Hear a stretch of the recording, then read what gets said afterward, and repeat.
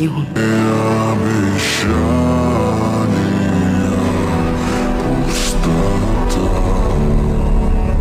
ऐसा मत कीजिए,